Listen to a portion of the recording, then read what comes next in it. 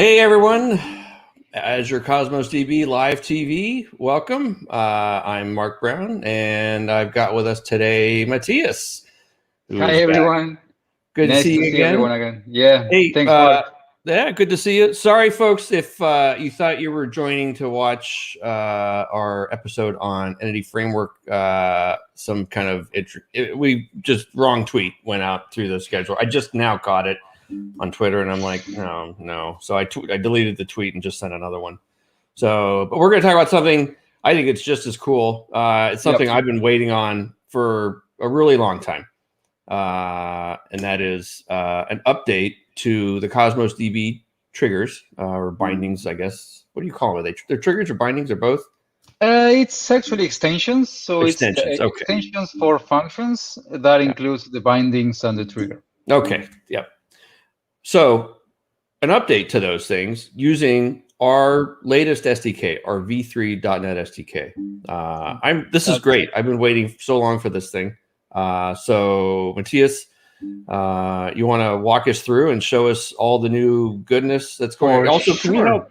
Also, maybe while we're talking, help us clear up kind of I'm confused by all the version numbers around here, man. There's too many version numbers flying around. So I hear you. So basically, how the functions model works is you have your functions project, and then you kind of plug in extensions.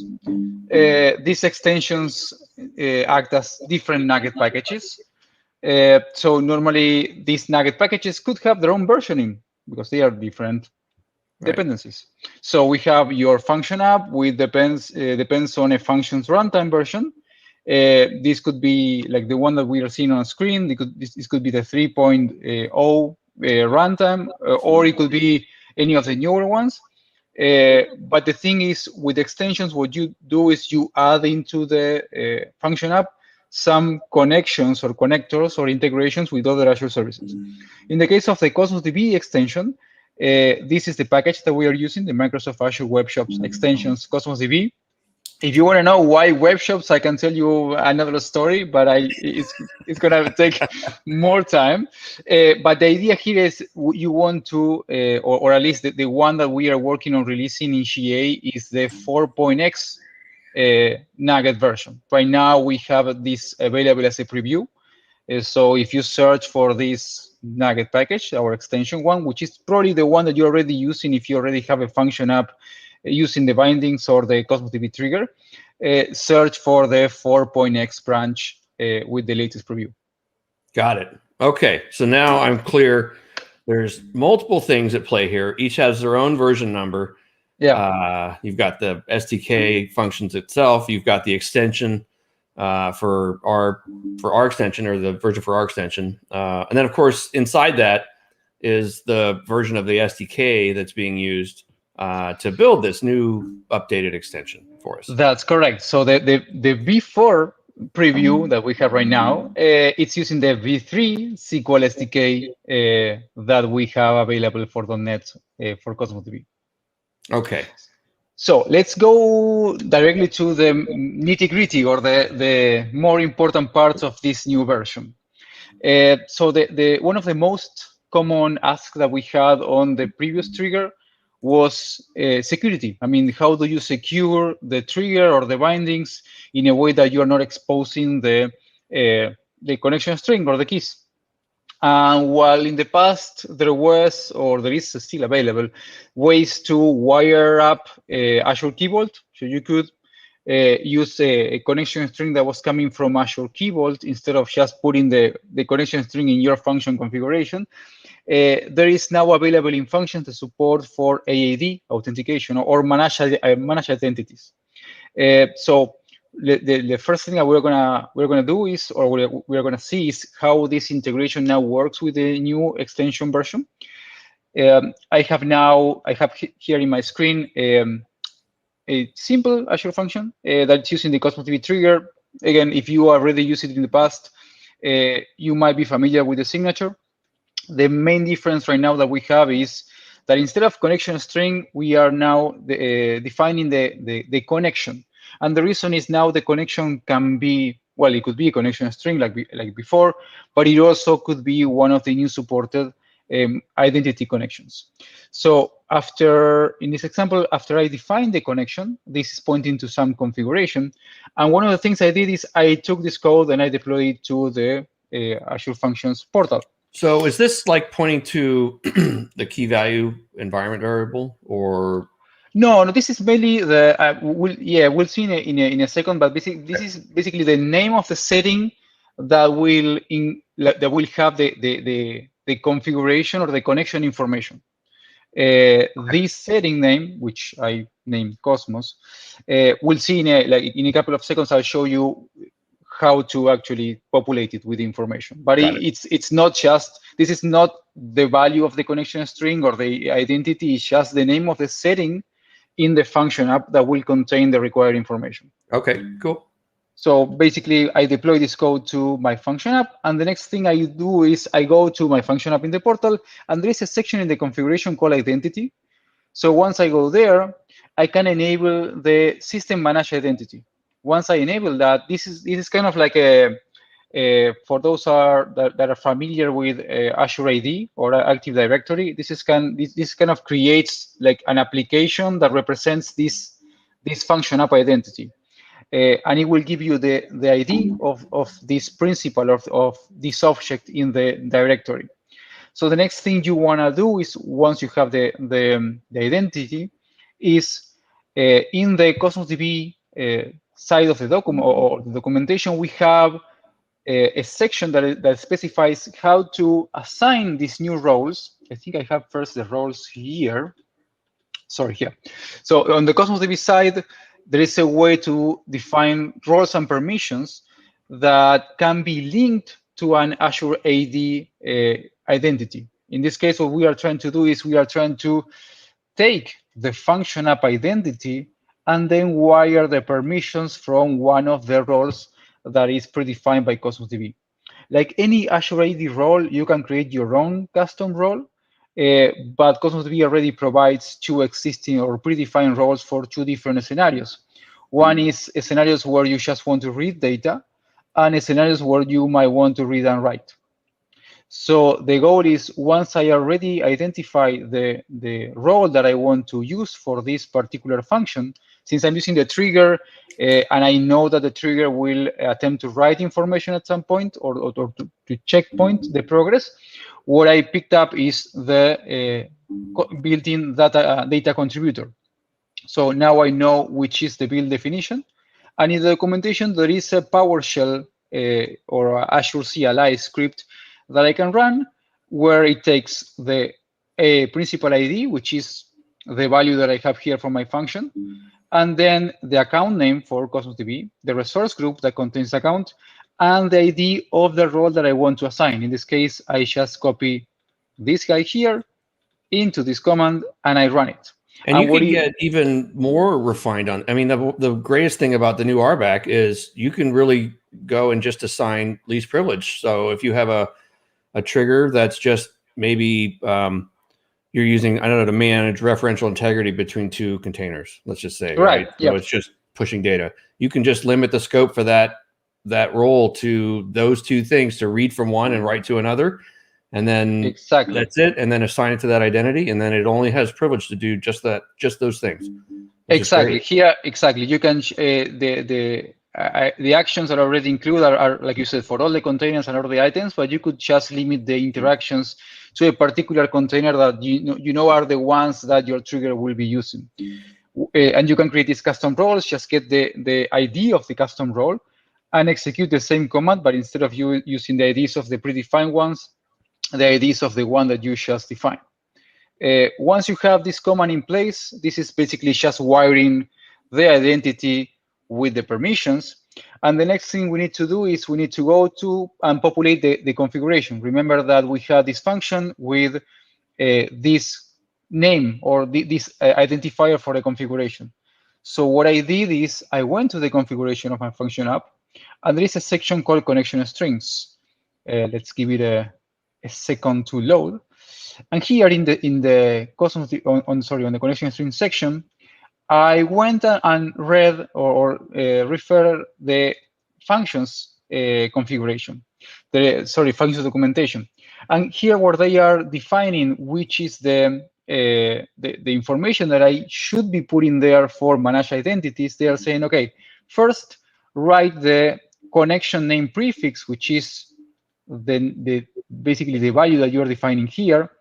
And then there are a couple of properties.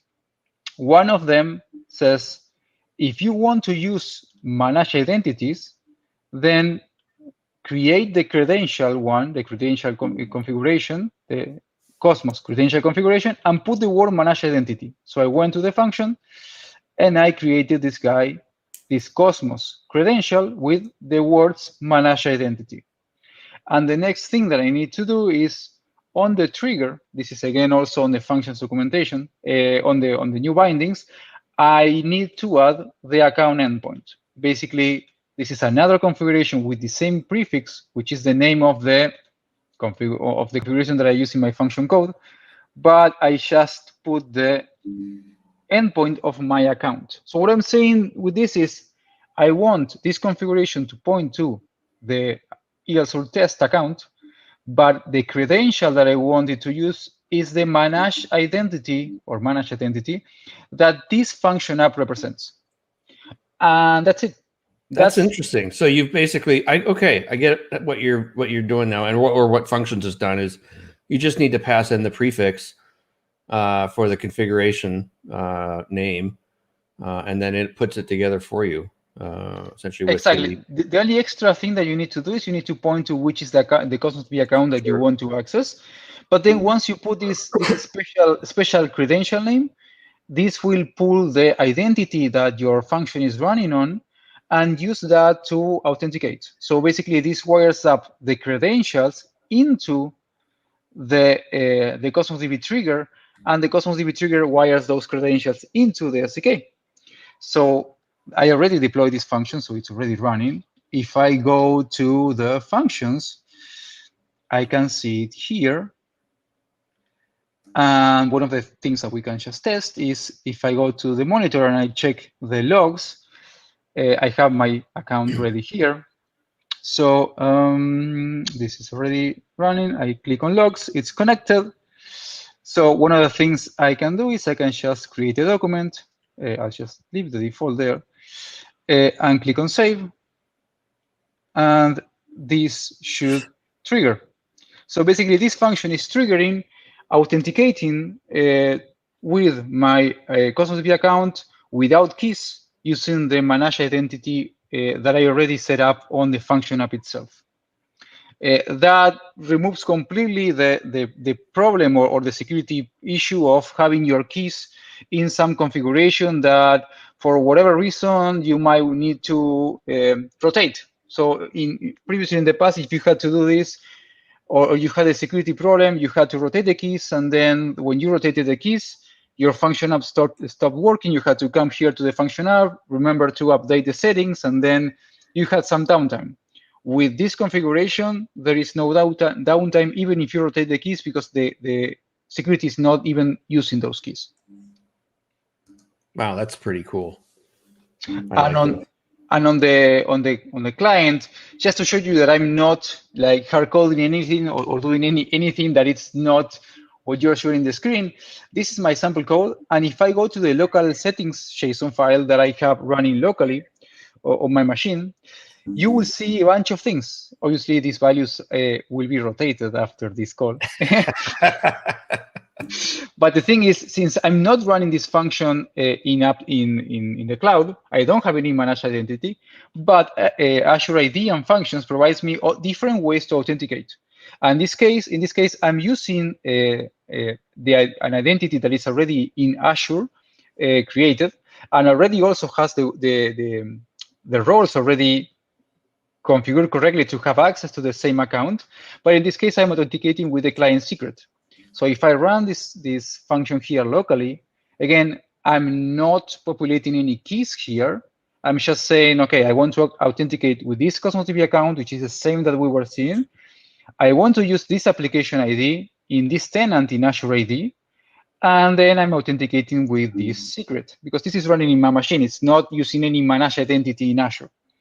But it's the same code that I have deployed previously. So if I have this code running here and I wait at least a minute for this to run, and I go back to the portal, let's try to have it side by side. Let's create something like that. So let's wait a minute since my machine was really cold and was trying to. A little warm up there. Yeah. Yeah.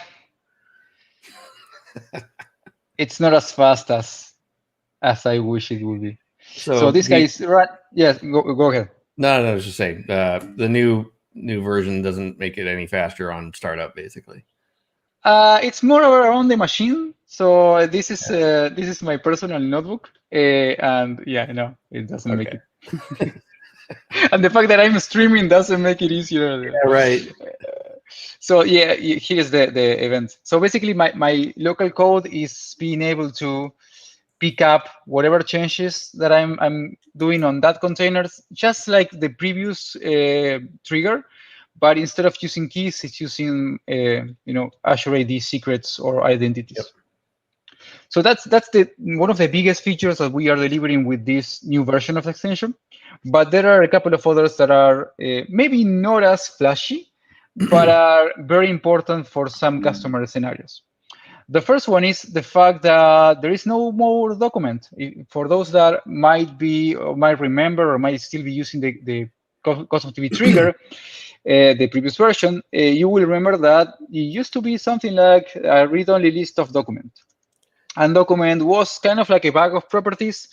One of the main performance bottlenecks that users had was this document is kind of like a generic thing. And I have my business model that I want to convert to, because I want my function to use the logic that is defined in my business models. So I had to do something like taking the document type and then converting it to a string, to then parse as JSON, to then reserialize into my business object. So that, from a performance perspective, is kind of a problem. You don't really want to do those double serializations. So the new trigger, what it allows you is to define your own type. So you define already your type here. That's the thing we were going to use to deserialize the raw JSON into, and then just use your class with whatever properties or logic you already have there defined.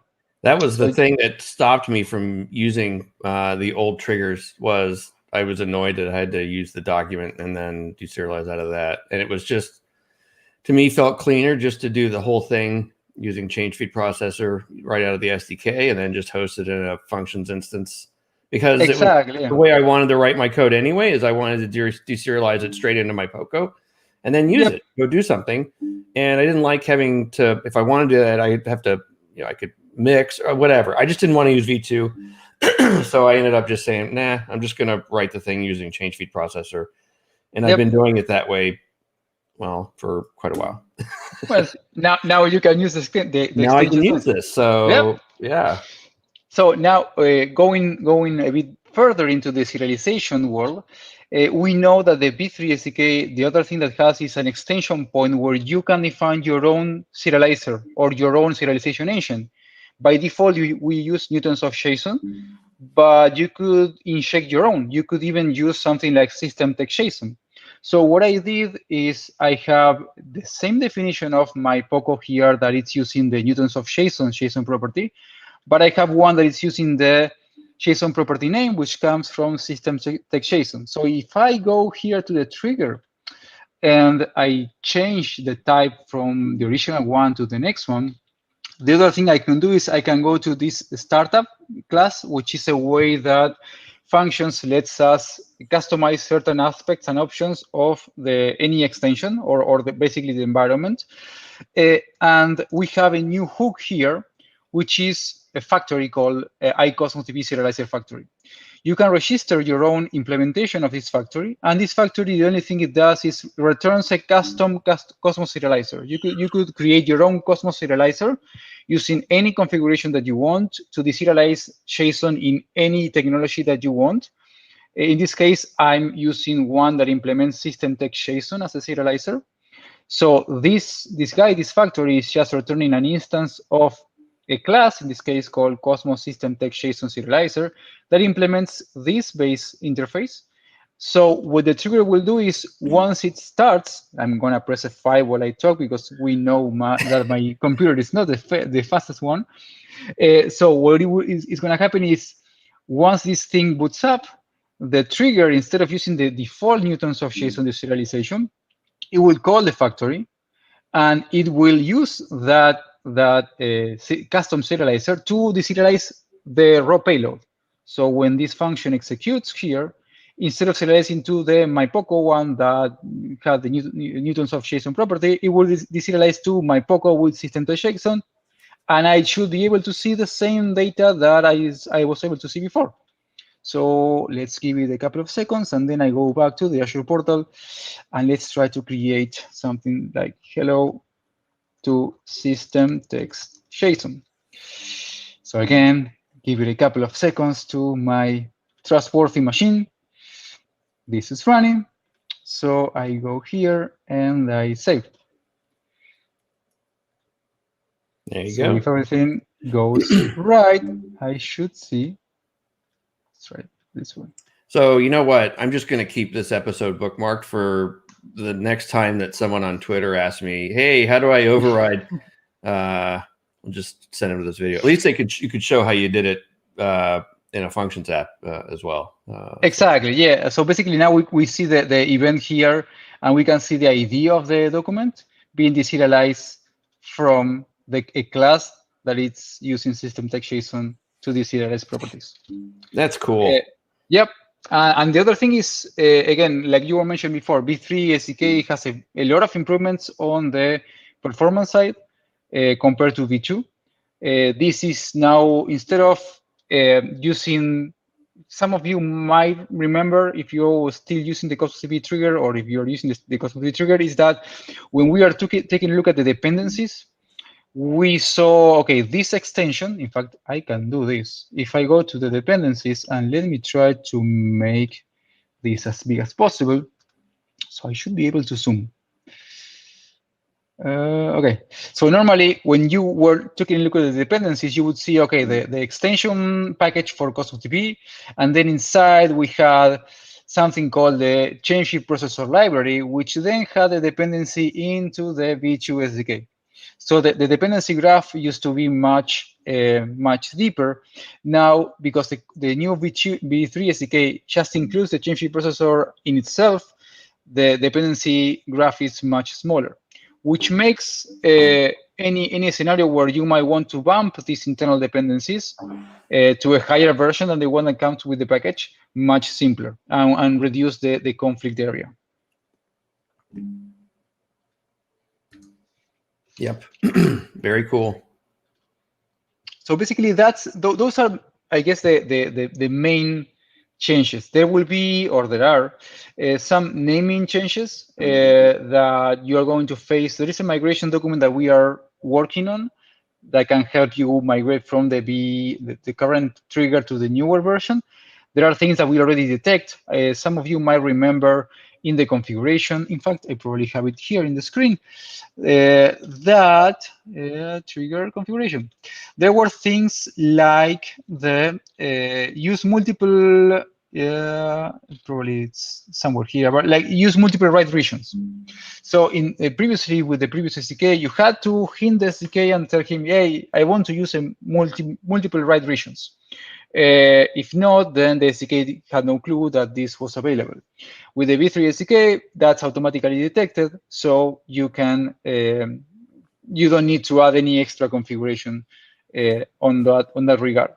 And there are a bunch of other improvements that we've done on that area. And just to wrap up, and before I forget, going back to the connection side, on the connection property, again, you could still use connection strings. It doesn't mean that the only way to use now the new version, the new trigger, is through AAD. The only difference is when you set up the Cosmos property in your configuration, you would do something like just having the Cosmos value, and then here you would put your connection string. And that's basically, that is how you would do what you are currently doing with the trigger in the new version. But if you want to, with that new AAD though and MSI, I mean, why would you? I mean, so Well, much cleaner. That's for the production scenario. That's for Right? sure. One of the things I've been that I think it's a scenario that you will still use connection string is, let's say you're working locally. Yeah, sure. I And you get want it to for like test with the dev, and if you're emulator. working with Yeah, emulator or something, exactly. that makes sense. That makes sense. You're But right. For production, yeah, I mean, you're basically want to go with least privilege. You're not passing keys around. You're not exposing them. They're not deployed. They're not sitting in config files. They're not all the places you don't want them. It's just way better, way faster, way cleaner. yep, for With the sure. MSI and everything's handled for you, right? Nothing can get exposed, right? Which is just It's like you said, you're reducing the impact area of any security problems. Yep. So anyway, if you're willing to give it a shot, this is the version that you can try right now. It's already available. We are working on new preview releases and shortly the GA. The only scope that we have for the preview right now is you can deploy functions that are on app service plan or premium plan. And the reason is we are still working on the automatic scaling support for consumption plan. That's why it's still in preview. Okay. Because that's the only gap that we have right now, but it will be solved shortly. And when we have that available, the package will be GA.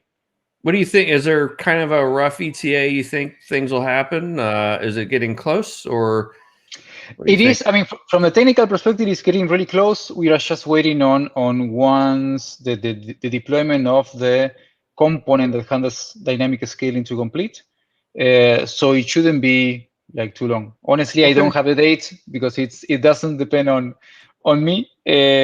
But from what I heard, it's gonna be really shortly. Is the team looking for feedback? They looking for testers? Yes, please. So where's a good place to send them? I guess if they want to provide some feedback. That's a great question. So normally the functions extensions works in the. So if you go to GitHub, this would be web shops. Let me first write the web shop extension, and then we'll do some zooming. So normally the repo is the Azure Web Shops SDK extension. And this is where the extensions live. So if you have any issues or any feedback that you want to share, do it directly here. We are always listening. In fact, we already had a bunch of users testing and giving feedback and filing errors that they found. That's why obviously we have a preview 2 because the preview 1 had some problems. But it's great if you want to test it and give it feedback and give us feedback. The more feedback we get, the more we can polish it and keep improving. Makes sense. Yep. Obviously, the more people testing it, hammering on it, the more code paths you're going to execute, the more things you're going to uncover. Exactly. Doing it. Yeah, very cool. This is exciting. I'm really glad to see this. Like I said, I've been avoiding using the old ones for so long because it just kind of drove me crazy using the old document V2 kind of object in there. I just didn't want to use it. And I don't know. I'm always one about I want more control over anything anyway. So it just seemed more natural for me to just drop into the SDK and use change feed processor. And you are not alone. I mean, there were a lot of users that didn't like the fact that they had to go through document and then apply, serialization and deserialization again here in the body of the function. So these are all great improvements in that area. Now I'll port some stuff back over because I want to show it using this stuff. And and then once it goes GA, then I'll be ready and have more demos using the native or using the new change feed triggers in here extension. So very cool. Well, thanks, Matias. This was great. Great seeing this.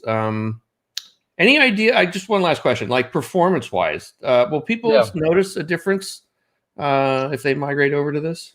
Well, we don't really have any exact numbers to say, okay, this is going to be X or Y faster. What we do know is that the underlying technology, which is SDK, is something that has been really polished on the performance side, and there were a lot of improvements on that area. serialization was one of them, and the whole handling of the requests through the pipeline. I mean, V3 in the performance area, it's an improvement over V2. I don't have any numbers because it tends to really depend on the use case. I mean, some people might have bigger documents, others might have smaller documents. Yep. Maybe just by removing the documents deserialization and serialization in the middle that you had to do, it's an improvement in itself, and that's totally outside the SDK. So it's hard to give out any numbers, but they should see an improvement for sure. Yeah. Okay. Makes sense. Everything you said there. Those things should obviously help. They're certainly not going to hurt with the performance, right? But having to remove a step in terms of serialization in there, just the fact that it's running on V3 of our SDK is going to make it better. Yeah, all that stuff makes sense. So, all right. Well, thanks again, Matias. Great having you on. I'm really excited. This is so cool. I've been waiting, like I said, I've been waiting forever for this to happen. So this is great. Glad to be able to deliver. This is great. So, all right. Well, thanks everyone for joining us this week. Please go and check it out. I'll put the URL for where the docs are for this new thing is, and you should be able to go and download everything off of NuGet, fire up a new project, download the packages, and start playing with this stuff.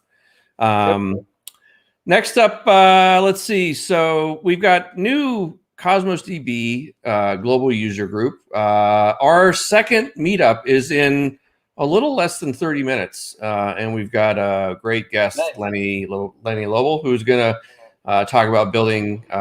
Actually, he's going to talk about change feed. And how you can build event-driven microservice and do other great things. Basically, all the cool stuff you can do with change feed. He's going to cover off on all of that. We're going to try to give away a couple of these things right here. We tried in our very first inaugural episode to do a giveaway. It was not working very well, so we're going to try again this week or this month. So hopefully, come and join, ask questions, make comments. And then we'll pick a winner out of the comments in there. So join us, Cosmos DB user group from the URL there. Certainly, if you've missed any episodes or want to watch this one again, you can always catch up and check out all of our episodes at gotcosmos.com/TV. And then next week, we've got special guest Tom Kirkove is joining us. For those of you who are familiar with kind of a lot of the Kubernetes community with the Dapper and the Kita, he's quite a well-known fellow.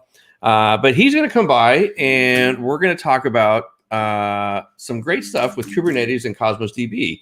We're going to learn how you can use Cosmos to store state for your actors running in Kubernetes, and then not have to worry about things like scale or replication or high availability. Talk about all the things that Cosmos is great at and how you can apply that to running your applications within Kubernetes. So join us next week for that. And then, of course, we've got Ignite coming as well. Lots of great stuff. We'll have a roundup episode this time in 2 weeks as well. So come join us for that. Oh, wait, maybe a question? Oh, not a question, just a little comment. Thank you, or thanks on there. So that's always nice. Thank you so much. So that's it for us this week. Thanks again, Matias, for joining us. And thank you, everyone, for coming and watching. And we'll see you next week. Have a great week. All right. Bye-bye. Bye-bye.